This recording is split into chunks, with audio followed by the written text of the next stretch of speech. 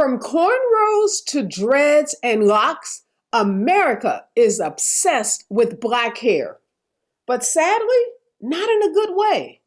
The news is full of stories of black girls and boys being suspended from school, kicked off sports teams, and even having their hair cut by teachers simply because they sported natural hairstyles. There are also stories of black women who sport natural hairstyles like the one I have today, being fired, demoted, and ostracized in the workplace. Today, I talked to a family whose daughter's hair was chopped off by a teacher's assistant at school. Hear how this family is fighting back. And later in the show, a researcher helps us understand America's obsession with black hair. All coming up next. Live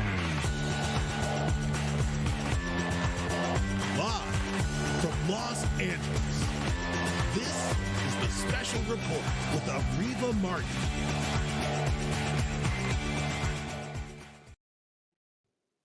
Four-year-old Gus Hawkins was thrilled to go to school to show off his new hairstyle when his mom agreed that he could wear braids. But Gus's private school in Chicago did not approve of his cornrows and called his mom to say that the braids violated school policy against braids, locks, twists, and other natural hairstyles on male students. This was devastating to Gus and his mom. In 2018, a biracial high school wrestler from New Jersey was forced to cut his twist in order to be eligible to wrestle in a match. Penn State football player Jonathan Sutherland got a racist letter that called his dreadlocks disgusting. And actress Gabrielle Union was critiqued on America's Got Talent for having a too black hairstyle. These stories and others like them inspired then California State Senator Holly Mitchell to introduce the Crown Act, which stands for Creating a Respectful and Open World for Natural Hair. The bill, which bans race-based hair discrimination and seeks to ensure protection against bias based on hair textures and styles, was signed into law in 2019 by California Governor Gavin Newsom. Since then, 13 states and more than 29 cities have passed Crown Act legislation. However, discrimination against African Americans sporting natural hairstyles still persists. Here for my leadoff discussion is Jimmy Hoffmeyer, the father of a 7-year-old little girl named Journey. Jimmy filed a $1 million lawsuit against the Mount Pleasant Public Schools after a librarian and teacher's assistant in Grand Rapids, Michigan, cut his daughter's hair without parental permission. He's joined today by his advocate, Christina Laster. She is the Director of Policy and Legislation at the National Parents Union. Good morning, Jimmy, and good morning, Christina. Good morning. Well, first of all, Jimmy, you have a really beautiful little girl. I love her name, Journey. But tell us what happened to Journey at school. I think you're on mute, Jimmy. Did we lose? I think we're having a little technical problems. We hopefully will get Jimmy back. Christina, we'll start with you. Help us understand what happened to Journey. So Journey went to school one day and another child cut her hair on the bus ride home. And there's Jimmy. And so I think that he can tell a story. But yes, it started with a child in her classroom up here cutting her hair on the bus ride home. How she got those scissors is very suspicious to us. But I will let Jimmy go ahead and follow up with what happened after that. All right, great, Jimmy. All you have to do is unmute yourself. Then we can hear you. Fantastic. It restarted itself for some reason. I don't know what happened. Hey, it's live broadcast, so we get it all the time. But thanks so much for joining us, Jimmy. So Christina was starting to tell us that your daughter was on a school bus and another little kid cut her hair, got some scissors somehow and cut her hair. So what happened when Journey came home? Journey came home and she was kind of like shy off, so I knew something was wrong because Journey's not the best of liars. So when I went up to her, I had noticed what had happened, and half the one side of her hair was cut, not super short, but like short enough that it was noticeable. And I asked her what had happened, and she said that some little girl had cut her hair on the school bus.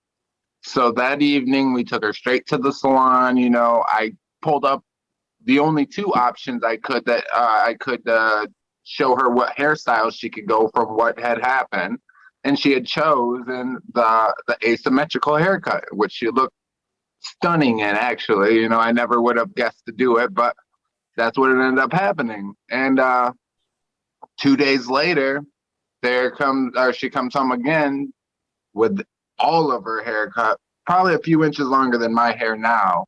And I had asked her what had happened again. And this time she had said a teacher had cut her hair off. So from there, I was really outraged and tried to contact the school with no response until I finally emailed her original teacher stating, I called the cops, you need to get a hold of me.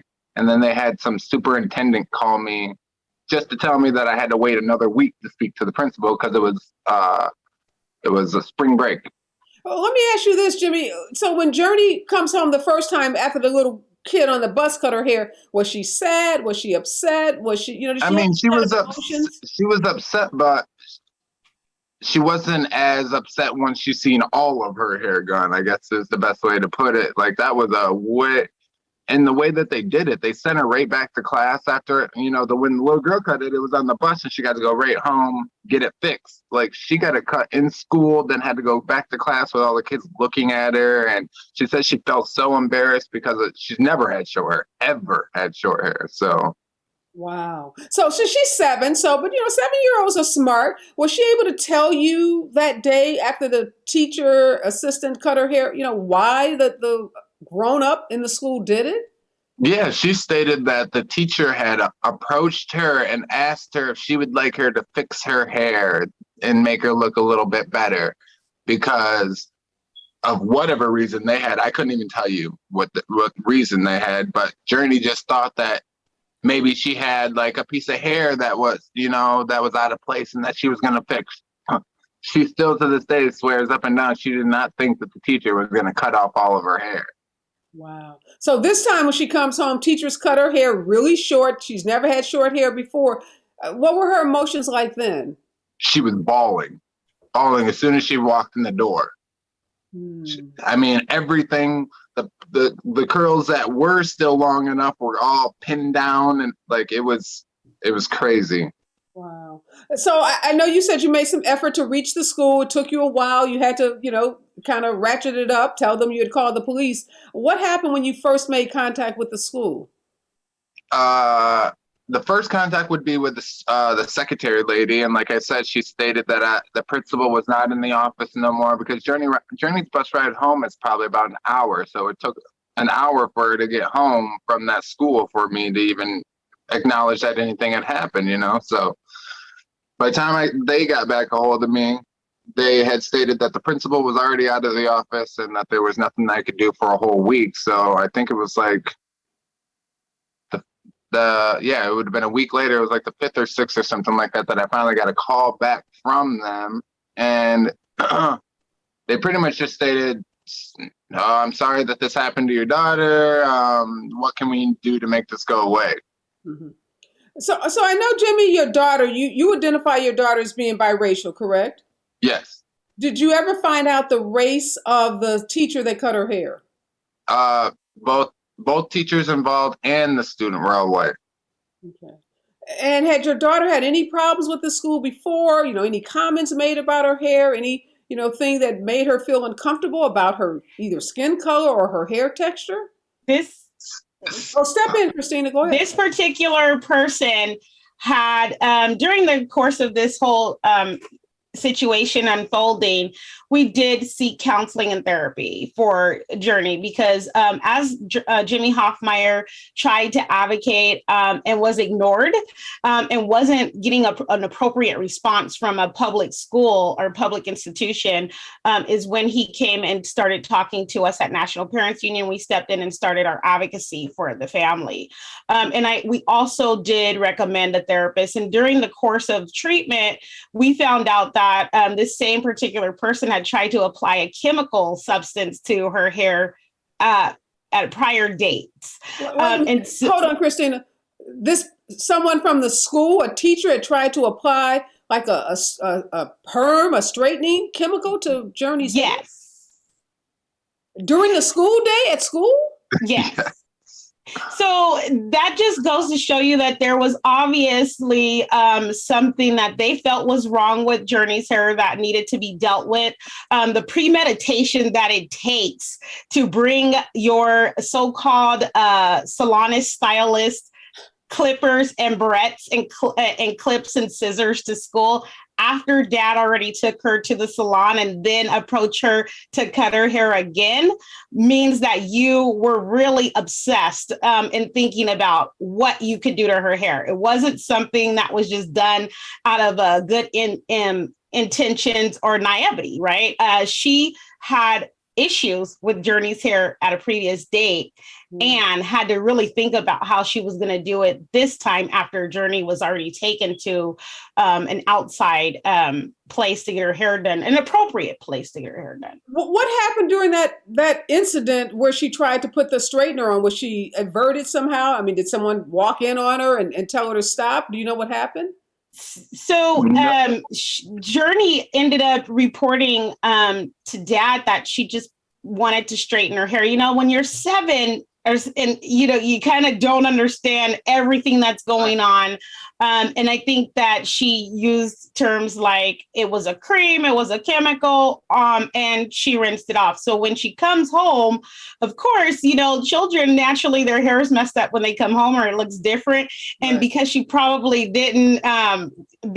wasn't able to achieve or accomplish her goal, it wasn't really that visible, right? But we were aware.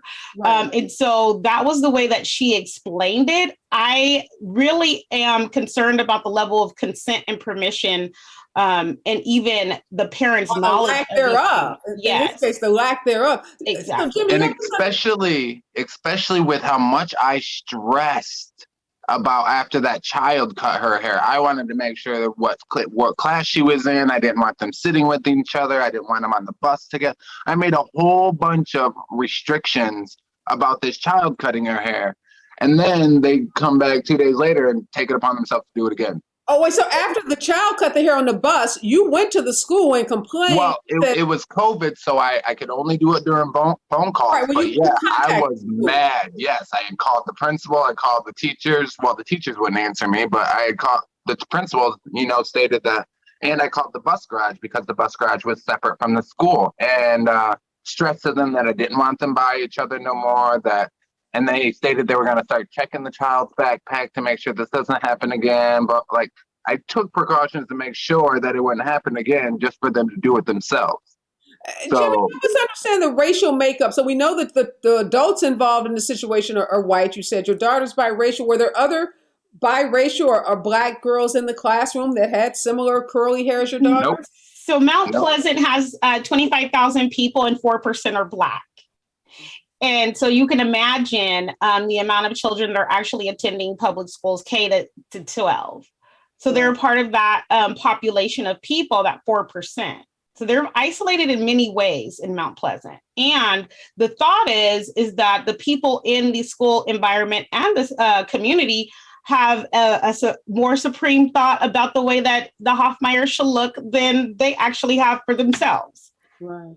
And so, Jimmy, we know ultimately you filed a $1 million lawsuit against the school district alleging discrimination. Why do you think it's discrimination? Because the repeated act upon my daughter's hair, like even before the solution in the hair, they tried calling CPS on me, stating that I wasn't doing enough with Journey's hair, even though if I didn't do something with Journey's hair, it looked like dreadlocks, and she definitely didn't have dreadlocks, you know? So I was taking care of her hair, but why are they so concerned about my daughter's hair? Wait, Jimmy, I want to make sure I heard you. You said they called Child Protective Services on you because yes. They said you weren't doing enough to her hair. Yes, I have. Like all obsessed with this little girl's. Like, why is this girl's hair driving these people so crazy? That's what makes me. I don't understand it either. I just don't understand what's so wrong with her hair. And you know, it's not like it's a crazy wreck. It was just long, curly hair. Wow. And he had to prove through various means that he was actually tending to his daughter's hair. And so that's a poor use of child protective services, for him to have to show the actual supplies, and then explain the method of which he combs his children's hair. That's just a poor use of public institution. And they just tried to weaponize it, all because they couldn't understand the beauty in her culture and her hair. And they didn't want to. So, Christina, I read something by the school district. So this situation obviously has made national news, lots of articles written about it. So I read something in one of the articles that the school said they conducted an outside independent investigation. And they said the teacher had good intentions. Do you know what those intentions were? They didn't say what they were in the article. So I'm just wondering, do you all know what the alleged good intentions were? I believe that they had good intentions, right? In their mind, they believe that they were doing Journey Hoffmeyer a favor, that her hair was something that needed to be tamed and dealt with. And that is along the lines of the way that they have communicated their intentions. And so in their minds, this is a problem. We tried to fix it for you. And why are you upset? Mm-hmm. Right. And so that is the whole tone of the district and the employees within the district the whole time. It really, the investigation was biased and botched, in my opinion, because they didn't even reach out to the victim or the family to receive comment. Yeah, I saw that, Jimmy, that you said they didn't talk to you, they didn't talk to Journey, but I read in the article that they said they talked to district personnel, they talked to other students, they talked to families, and they said they reviewed some video and photographs. Do you know what videos? Do they actually have a video of the teacher cutting your daughter's hair? I heard they got a video, but they won't give it to us. Okay, so you haven't seen this alleged video? Nope. What do you hope, Jimmy, comes of this lawsuit? Obviously, you want to win. When you file a lawsuit, you want to win it. But what do you want the bigger message to be here? That regardless of good intentions or not, we are the parents, that you must contact us before you touch our children, period. Like, I don't care of what your good intentions was, because without my approval or her mother's approval, you shouldn't be touching my child at all. And that's the biggest message. I see an autism boy just got his hair cut the other day. Like, and the same message was, it was all in good intentions because he was being bullied or something like that. I think I read, but shouldn't the bullies be addressed more than the children's hair? Like, why are we going after the person that's being attacked, not the people that are attacking them? Yeah. And Christine, I know you work with a national parents organization. You all advocate on behalf of parents like Jimmy. Have you seen other cases like this in the work that you do? Yes, this is not an isolated incident. This is happening all across America widely. And so what our organization has done is really do a call to action for the 117th Congress to pass the Crown Act on the federal level, especially because it does offer protections to our children from K to 12 in public education systems. I'm in California, so, we do have the Crown Act here, but it is really, there's a lot of places that don't, and you continue to see this pattern and this history of hair discrimination popping up and permeating throughout the school systems.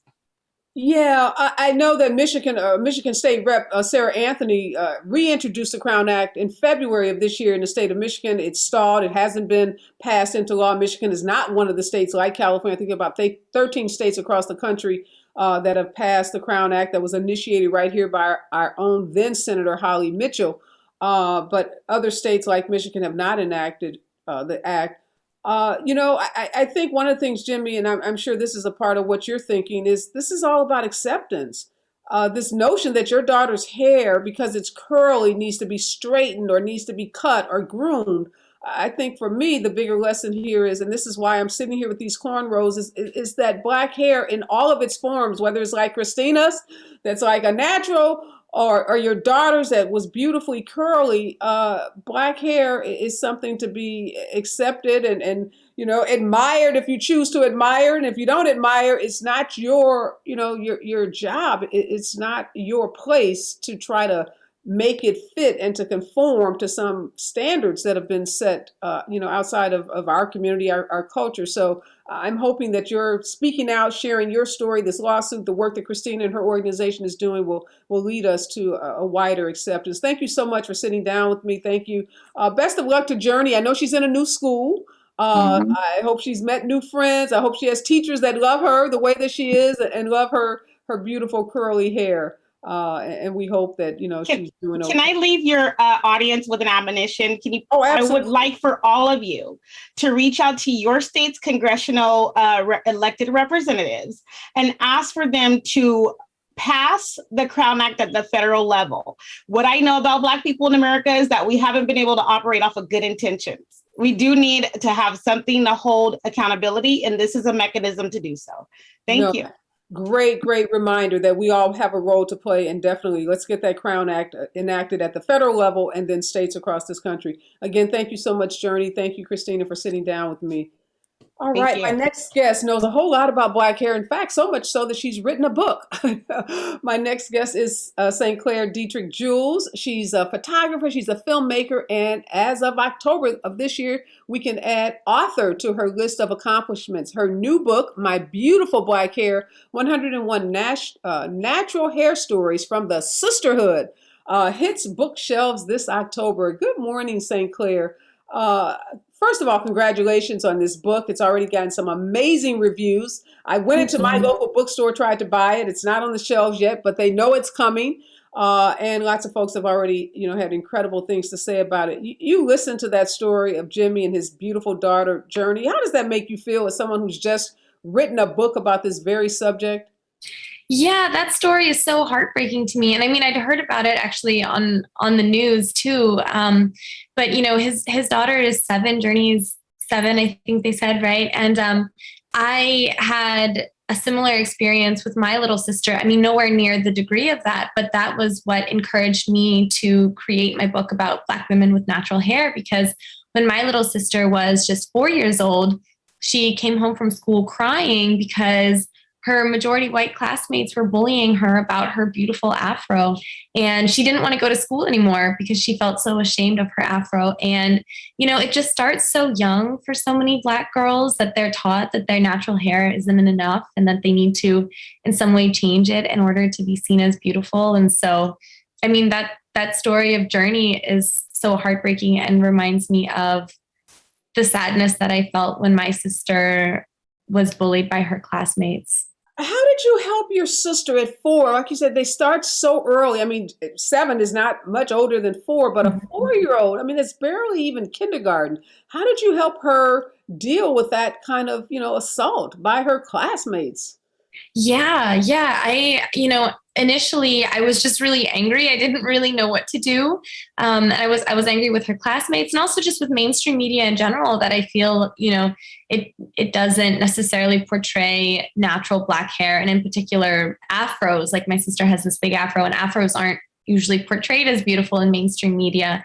And so I was angry, and then I decided, okay, my sister lives in a majority white city, goes to a majority white school, doesn't really see herself represented. So if I can create something for her to show her other examples of Black women with natural hair and Black women who love themselves, then she will see that she too is beautiful because she'll finally see herself represented. Yeah, I know BuzzFeed has called the book an inspiring measure of love and empowerment. Tell us your journey. I know you traveled the country for a couple of years interviewing. We're showing some of the images, interviewing Black women of all ages with all different, sorts of hairstyles. What was that like, meeting all of these Black women and having these intimate discussions about their hair? Yeah, it was such a beautiful experience for me because I'd never really delved too deeply into the topic of Black hair before. I obviously went through a phase of self-hate. I went to a majority white elementary school myself. And even though I wasn't seriously bullied by my classmates, I just felt different, starting at such a young age in first grade. And then when I got to college, I started accepting my hair more, but it wasn't until I started working on this project and talking to 101 Black women and girls with natural hair that I really realized how much I love my hair, that black hair, that our hair is not just to be tolerated, but it's to be loved and deeply valued and appreciated. Wow. I want to bring into the conversation now a friend. She's also a cultural writer. She's the host of the Only One in the Room podcast. She's the mother of two amazing sons. Her name is Laura Robbins. Good morning, Laura, and thanks for joining. You have naturally beautiful curly hair. We have some photographs of you from a little girl with your side plaits, braids. We all had those as a kid.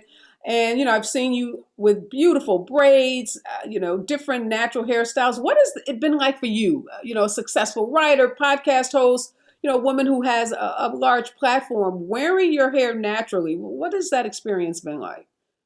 First of all, thank you so much for having me. And St. Clair, congratulations. Your book looks amazing. I will also be joining Areva and grabbing a copy in my local bookstore when it comes out. I think that for many of us, or I'll just speak for myself, there's been like not a struggle, I don't like that word, but a kind of a coming to terms with this hair that I have, that I love, that my parents taught me to love, with what the images that we see in the media that are portrayed as beautiful here in America and in other countries as well. And, silky straight hair seems to always be the beauty goal. Silky straight hair is what and I obviously do not have either of those things. My hair is neither silky nor straight. I went to a predominantly white school growing up as well. And, I remember like when my mom would take my hair out of its braids, because it was always in braids, the other kids would just dive their fingers into it. Like they couldn't resist it. It felt very innocent at the time. It didn't seem, it wasn't bullying, or it didn't feel like that. But I went through all kinds of, straightening processes when I got older to try to make my hair match the beauty image, the beauty standard that had been shown to me all my life. And, there were several disasters. There were, where I had to cut it. And gosh, just thinking about Journey having her hair cut like that. I mean, sometimes I've paid for haircuts that have traumatized me. Right. Right. And just like, because your hair is your identity. Yeah. It's not just hair. It's especially for Black people. As a Black woman, my hair is a huge part of my identity. And anyone altering it, to make them more comfortable with my hair is a crime, And so I have had many experiences trying to make my hair look like, again, the white American beauty standard. And I just finally came back to embracing my hair the way it grows out of my head. It takes several products, but that's a whole nother story. But I love my hair. And if anybody has an issue with it, I really don't care at this point. And St. Clair, help us understand these 101 women. How many of those women had, similar stories to Laura, where they went through periods where, that they didn't feel good about their hair because they were trying to conform to a Eurocentric standard of what beauty was, as defined oftentimes by not just long and silky, but long and silky and blonde. Did any of your 101 women have similar experiences of, feeling, self-hatred really about the kinkiness or the texture of their hair? Yeah, definitely. The vast majority of the women in my book went through some sort of phase of not liking their natural hair. And yeah, it is, I think, traumatizing to look in the mirror every day growing up, or even sometimes as an adult, and not like the reflection, right? Because our body is our home, our hair is, right, part of our identity. And so this is what we see every day. And to not like it is really a tragedy, or to be told that it's not beautiful enough, that it's not worthy of love, really is sad. And so many of the women in my book went through long phases of self-hatred. And oftentimes, it started from such a young age, just like with my sister. And a lot of the women also, of course, went through, a relaxer phase, sometimes even starting before they were born, sometimes, some of the women in my book said, yeah, my mom straightened my hair. She relaxed my hair before I even understood what a relaxer was, right? And one of the women said she asked her mom later on as an adult, hey, why did you perm my hair without asking me first, right? And the mom said, basically, that's what I thought was the right thing to do at the time, And so even within our own families, I think sometimes there's this misunderstanding that straight hair is the most beautiful option, right? And so I think that the natural hair movement that we're seeing now and the passing of the Crown Act in so many states is really, really a push in the right direction. And I think we definitely need more parents like Jimmy who are advocating for our kids, to be loved and for our hair to be loved. I'm so glad that Jimmy is the parent out front on this, because typically we see Black moms advocating for their daughters, and to have a dad do that is really incredible. I'm just looking at some of the images that we have and some of the statements that the women you interviewed said. Like one of the images says, sometimes I think about what my life would have been like at 20 if I had just loved my hair. Have you heard, Laura? I know you have sons, and your sons went to private,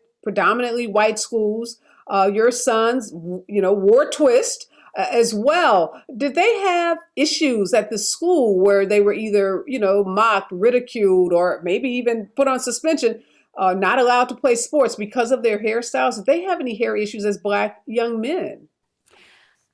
I don't know that I would say that they had issues where they had information coming to them telling them that their hair was not to be liked. But I do remember, and they both did go to private, predominantly white schools, them trying to keep their hair short for long periods of time because when it grew out, they didn't like the attention that they got. And they didn't say it was bad attention, but the attention was just too much on their hair, probably similar to what I was talking about, where people wanted to touch it and you play with it and wonder about it and, be curious about it. And they didn't like that attention. So they have gorgeous hair, my kids, but they would keep it so short and it just broke my heart because I wanted it to spring free and have them wear it like a crown. So yeah, I think that was that experience. It's interesting. I'm looking at Angie Shepard, one of the women in your book, St. Clair, and she said, generations from now, little Black girls are going to be like, y'all used to put what in your hair? You wanted your hair straight. Y'all was wilding back then. I can't wait. And, she has this big, beautiful smile on her face. So, I think this generation, did you find that, generations of women like Angie it seems like Angie couldn't even imagine straightening her hair or even going through a phase where she put chemicals in her hair. Did you notice a difference in how younger women approach their hair versus some of the older women you interviewed? It's interesting. Yeah. A couple of the youngest girls in the book who were, 4 and 5 years old.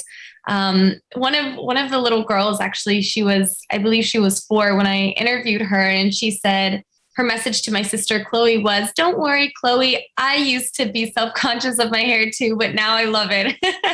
And so, she had, I guess, however much self-hatred you can have before you turn 4 years old, for her hair. But at such a young age, she already started embracing it. And so I really hope that that's the direction that we're moving in, where little Black girls, like Angie said, aren't going to know a world where they don't see their natural hair as beautiful. And I noticed that even in my neighborhood, because there are a lot of, elementary schools and middle schools and high schools in my neighborhood. And I just see so many more Black girls wearing their natural hair now than I saw when I was their age. And so I really think that there is this positive shift. And I'm really grateful for that, because I think that the more we move into this collective self-love amongst Black women, I think that trauma of, not seeing your hair as beautiful is just gonna, it's gonna go away. And that's my dream.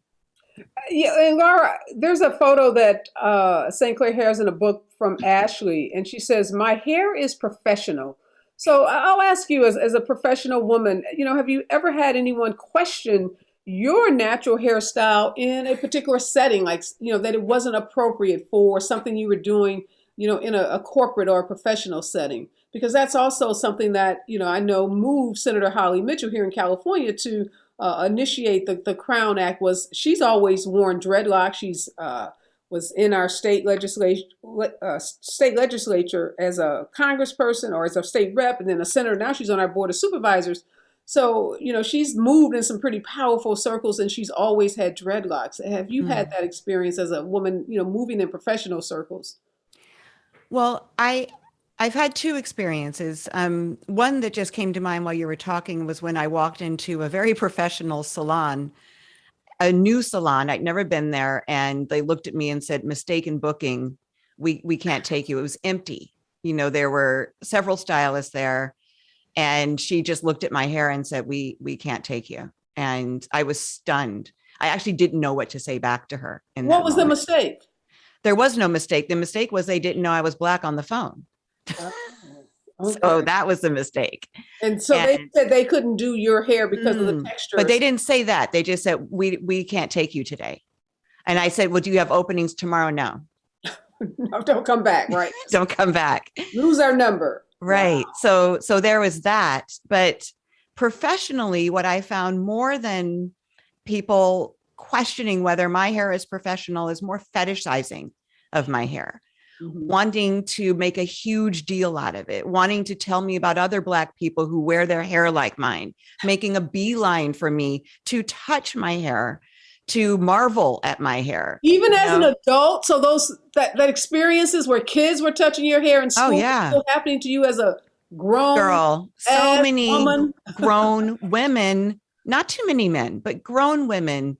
Like there used to be this meme of this owl running across the room with a really intent look on its face, and it said white women rushing across the room to touch my hair.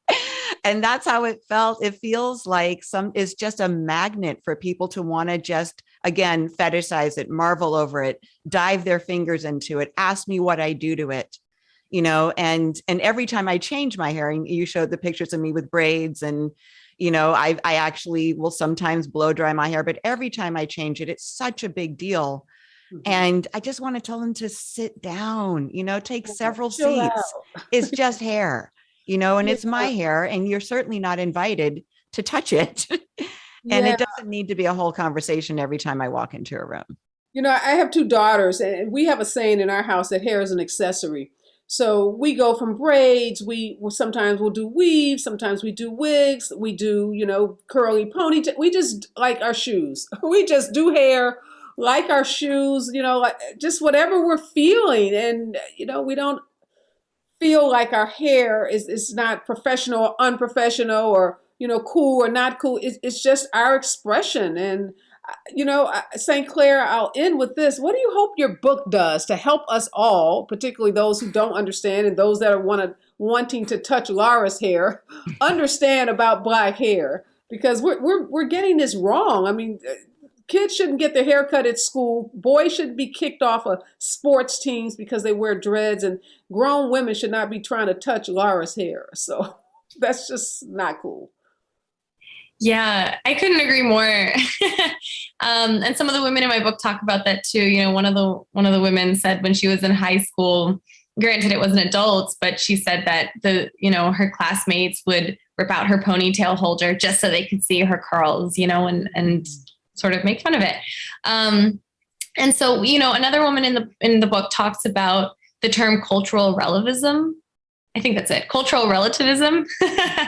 And basically how we so often see other people, including other people's hair, through the lens of our own culture and experiences. And I think that there's just such a lack of understanding of Black hair. And so I hope that my book and the stories present in my book show non-Black people really what it's like to have Black hair and the history behind it, the culture behind it, the meaning behind it, and I hope that non-Black people understand that for us, it's not just hair, right? For so many Black women, it really is a huge part of our identity and how we feel about ourselves and how we go through our lives, how we express ourselves. And so I hope that other people understand the depth of what our hair means to us from this book. And I hope that, thinking about Journey, for example, even if, her classmates and teachers were not intentionally being malicious, I hope that they could see a book like this and understand, oh, okay, this is why my actions were not okay, right? This is why Black hair should be allowed to just exist without me putting my own opinion on it. So that's what I hope, non-Black people get from the book. Well, again, St. Clair's book is out this October. It's called My Beautiful Black Hair, 101 Natural Hair Stories from the Sisterhood. Good luck with the book, St. Clair. We'll have to have you come back after the book has been out for a couple of months to just see what the response is. We know it's already going to be super positive. Thank you, my friend Laura. Keep writing those incredibly great articles of raising consciousness, raising awareness. We love the work that you do, and look forward to seeing you both again soon. Thank you. Thank you so much.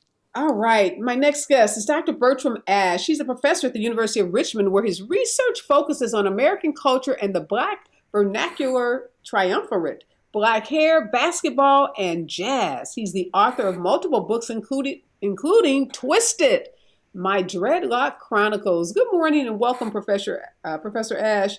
You're dreaded. You got your locks going there, looking pretty good. Thank you. I can tell by the length of them, this is something you've been wearing for a while. How long have you had dreadlocks? I got locked in 1999, and it's been a couple of decades now. So we've been talking, stories from little girls like Journey, whose hair was cut by teachers and who teachers tried to literally give her a chemical process in the school day, which is just mind-blowing to me, to women like Laura, professional women who still has grown women fetishizing, as she said, about her hair. Help us understand the history, this fascination that, non-African Americans have with Black hair. Well, first of all, thank you for having me. Like so much of contemporary American culture, this comes out of 250 years of enslavement. Excuse me, and a kind of basic fear and disgust with the Black body that white folk have in the United States of America. It's a problem that we've had for many years. It's a problem that clearly is still much of a problem today. As optimistic as your last two guests were, and I love their work, or the idea of their work. I haven't actually read their books, but I love the idea of them writing these books and the cultural work that those books do. This is going to be a problem for a good amount of time to come. There has been progress.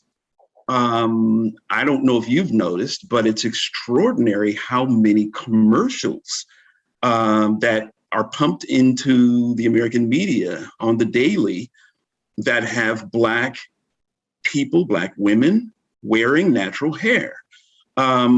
It's not as if all of the media portrayals are false.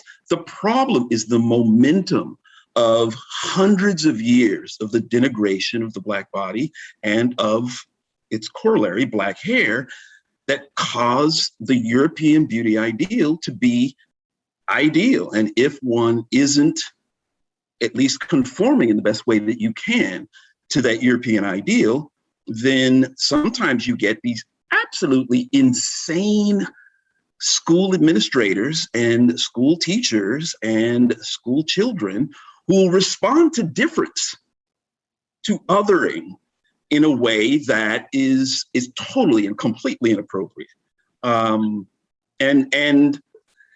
yet not terribly surprising either, I have to say. Well, what impact do you think, Professor, these commercials are having? Yes, and to your question, I have noticed lots more commercials with African Americans in them.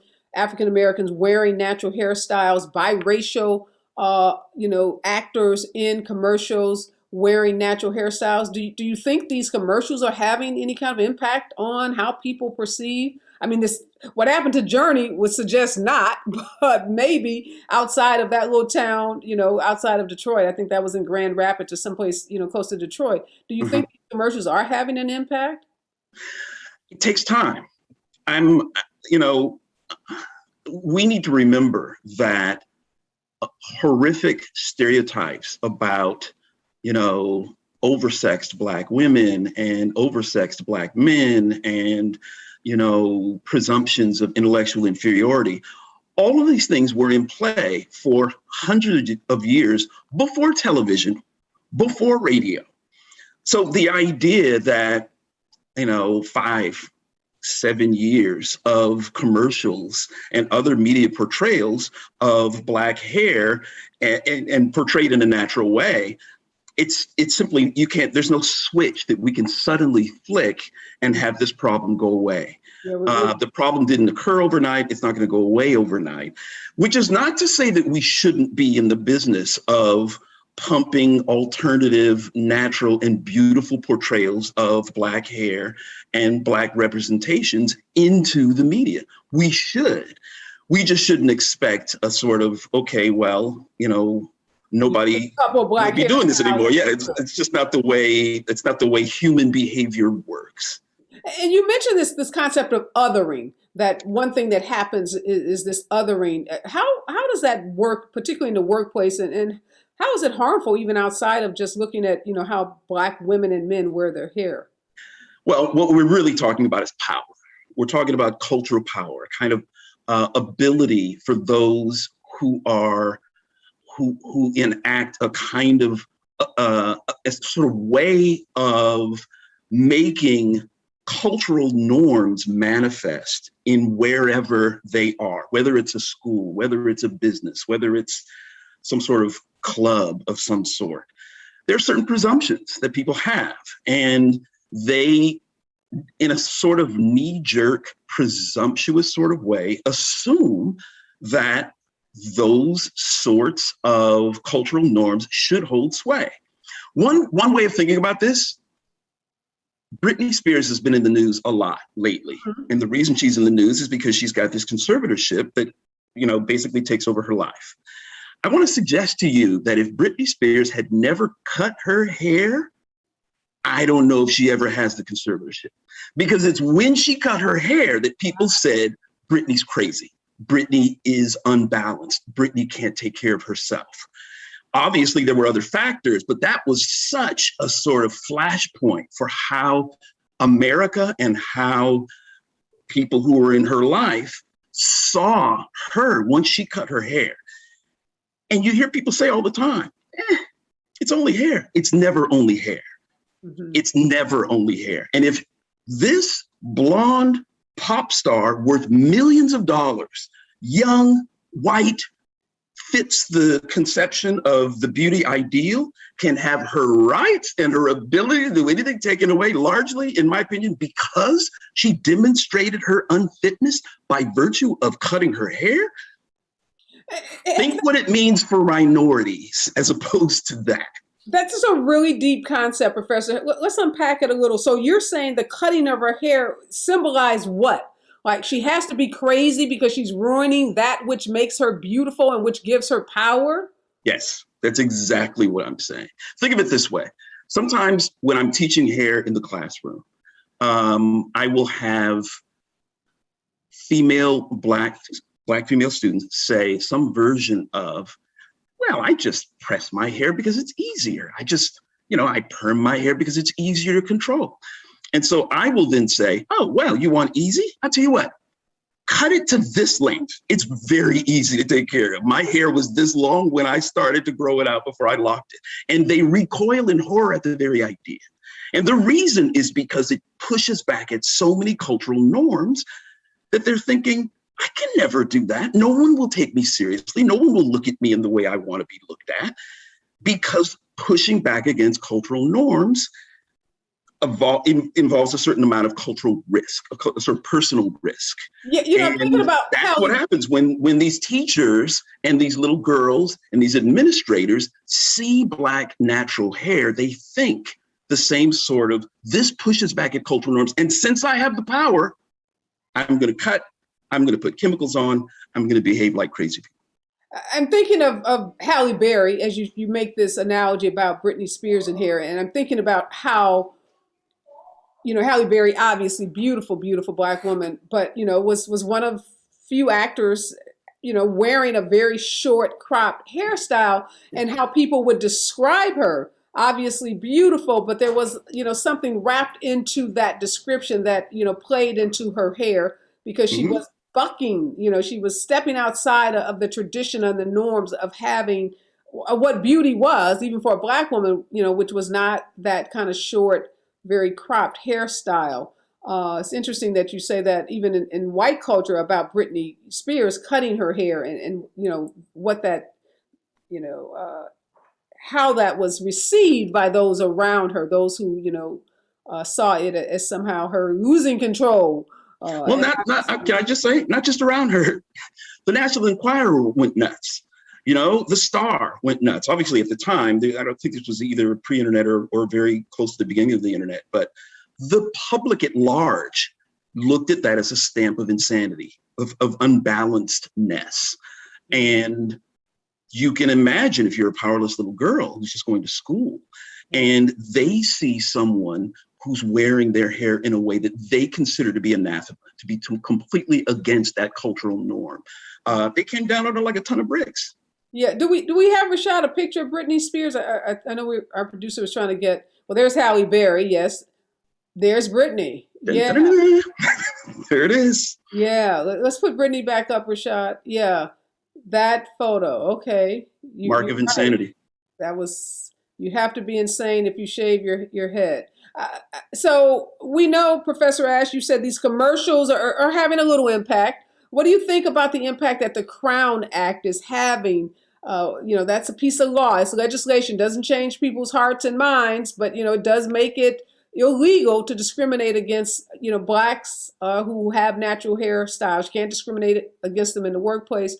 You know, is the Crown Act the solution? Only 13 states or so have enacted it so far, and federally, it's not. We're not there yet. Yeah.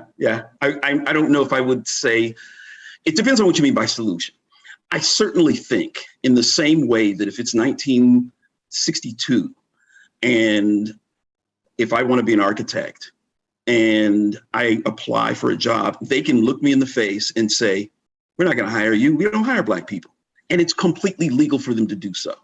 Mm-hmm. By 1968, it was no longer completely legal for them to do so. And that was a net plus, because at the very least, you could file suit. You could say it is against the law for you to do what you're doing. The Crown Act is important for the very same reason.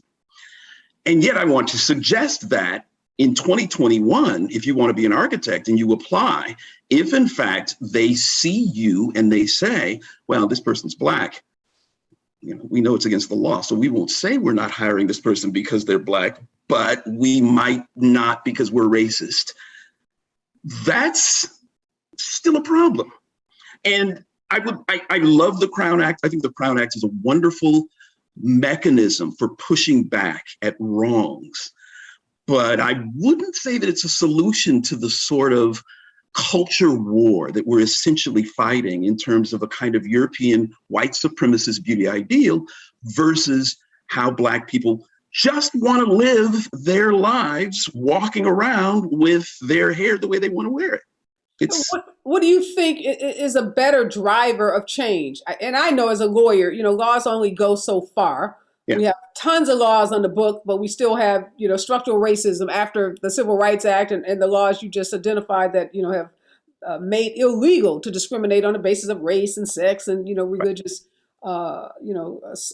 preferences. So, you know, what do we need? What do we need to attack these culture wars? Well, I think it's a matter of continuing to wear natural hair, continuing to project a sense of authority, and a sense of pride in front of cameras with authority figures, and then, sue your school district for $1 million if need be. Make that as much of a media priority as you can make, and then let the efforts and time take its course. I heard a podcast the other day with Sonequa Martin Green, who was on it. She's the woman who is on Star Trek Discovery, the kind of central, main figure. And she talked about how when she would wear her hair in a natural way and go on set, often women who were makeup and hair people would recoil. They were like, oh my God, I don't know what to do with that. And as she was telling us this story on the podcast, she sort of said, without emphasizing, she said, yeah, but nowadays they all have to come prepared to deal with Black natural hair, or else they can't do their job. And what she suggested was that there was, over time, a kind of a sort of expanding of what the norm is when it comes to televisual portrayals of Black female hair. That's the sort of application, repetition, authority figures wearing it, and time that is going to hopefully and eventually, come to fruition. I'll say this: it's no longer the norm. It's no longer unusual for me to have a conversation with a Black college student, female student, and have her say, as I could say about my own daughter, never had my hair pressed, never had my hair permed, have worn natural hair for all of my life. These are 20, 21, 18, 19-year-old women who are increasingly in conversations with me saying this norm of I'm going to get my hair pressed when I'm a little girl so that I can fit into society is no longer as much the norm as it used to be. Well, that's why I asked St. Clair, our book author, who has this beautiful new book coming out. She interviewed 101 women. Did she see a generational change? Because women who grew up in my era, Black women, getting your hair pressed wasn't an option. Right. It was a mandatory experience that all Black girls did in your mother, grandmother, auntie's kitchen with a hot comb on the stove and a can of grease next to that hot comb. So, we didn't even have, we were the generation that was better seen, not heard. So it wasn't about raising any issues about getting your hair pressed. And I do think that generation of women that you just described, and my daughters fall into that, they are making choices. And Black mothers like myself aren't sitting there with the pressing comb and hitting them upside the head and burning their ears and torturing them. Yes. We're not torturing our daughters. We're giving them those choices. Professor, an unlikely player in all of this has been Dove soap. So Dove, the beauty brand, is in this conversation about Black hair. And they released this study. They did a study with 2,000 people. And, they said Black women, 30% more likely to be reminded of grooming policies versus whites in the workplace. And Black women, 1.5 times more likely to be sent home from work because of their hair. And 80% more likely than white women to feel like they have to change their hair to fit into the office. And we can obviously look at, why Dove is in this. Obviously, Dove is a brand, and, they're appealing to a base that probably buys a lot of soap products from it. But are those numbers startling to you at all? In light of what you're saying, we got, Miss Green, who's saying the set is now better equipped to deal with natural hair. We have the commercials, we have the Crown Act, but this is a pretty recent study by Dove saying, look, 80% of Black women are still feeling like they've got to change their hair. Right. I don't know. I was unaware of those numbers. I knew that there were numbers of that sort. Those are the numbers that the Dove study uncovered. I would be willing to bet that if you made that study 30 years ago, those numbers are higher. right? The numbers of women sit down, the numbers of women accosted, the numbers of women having to answer for their hair. And I would be willing to bet 30 years from now, those numbers will be lower. It's just that it's going to take time in a way that is infuriating and exasperating. And yet, nevertheless, there simply is no, we flick this switch and things will change automatically. I want the Crown Act to be a federal law. I want companies to have human resources departments that are all ramped up on Black hair and can advise their personnel and their supervisors on how to behave. I think there's progress being made. Good. Not fast enough, certainly not fast enough for the woman who's having to deal with those sorts of issues literally as we speak in the middle of the work day right now. But I want to believe that all of these Black women who have for the last 15, 20 years really been buying into the natural hair phenomenon, all those women are going to have children. All those women are going to have little girls. And those girls are going to be raised with that mindset in the same way that I can see the evidence of right here on campus. Okay, that's what the Black women are going to do. What do the white women need to do? The white women that are still grown women going up to Laura Robbins, touching her hair, fascinated, obsessed with her hair. So we just know, we know what us Black mothers have to do in terms of, putting that pressing comb aside and giving our daughters those opportunities to express themselves and however they choose to with their hair. What do white women need to know and to do in this moment? Because it's not just what we do, it's what the rest of America does. Right. Yeah, in the short term, they're going to have to get their feelings hurt by having a Black woman wheel on them in a way that causes them to understand that that's not appropriate behavior.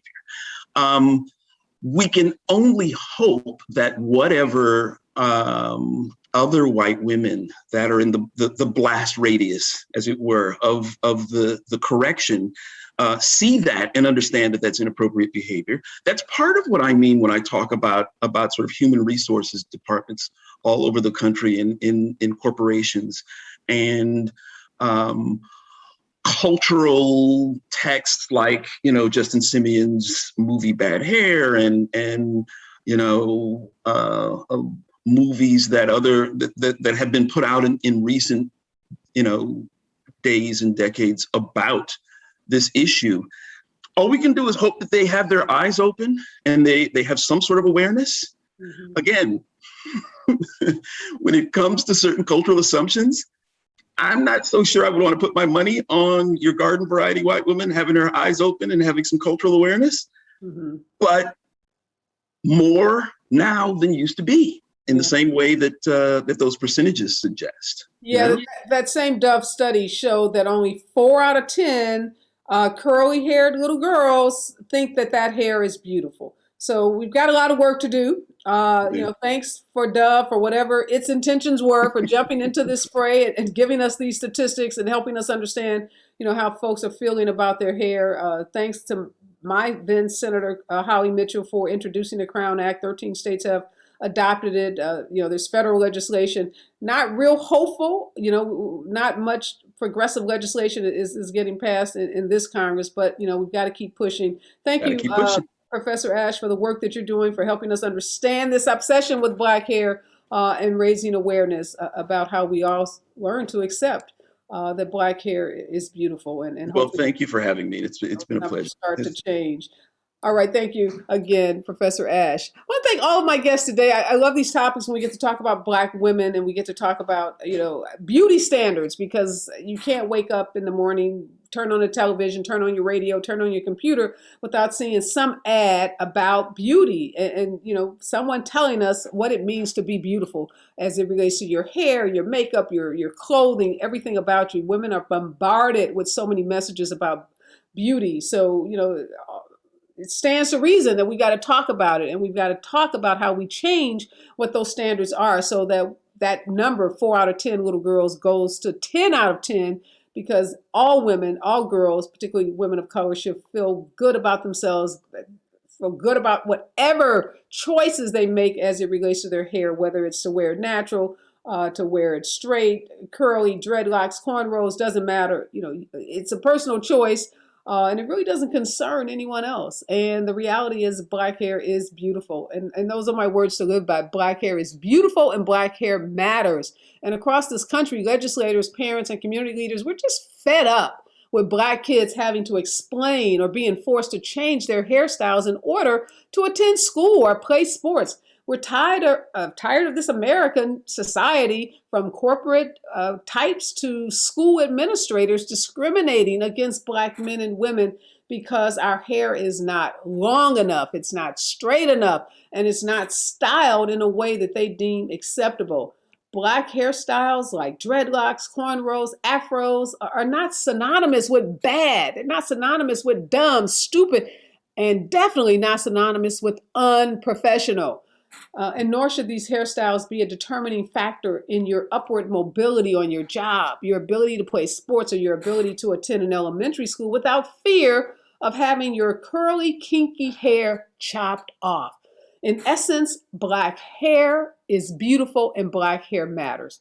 Now, as all of you know, conversations about women and women of color are important to me, and I get to continue these conversations in my latest book, Awakening Ladies, Leadership, and the Lies We've Been Told. You can pre-order your copy today on Amazon. The book hits bookshelves on October 26th in bookstores all over this country. And in other new developments, I can add talk radio host to my credit, because as of this Saturday, October 2nd, I will be joining the team at KBLA Talk 1580 for my debut show, Areva Martin Out Loud, every Saturday and Sunday from 10 a.m. to 11 a.m. PST on AM 1580 across Southern California, and on the KBLA 1580 app for worldwide listening. Bold ideas, unfiltered opinions, and perspectives that matter. Check it out, y'all. I'm out. Be safe out there. Wear your mask. And remember, we are all in this together.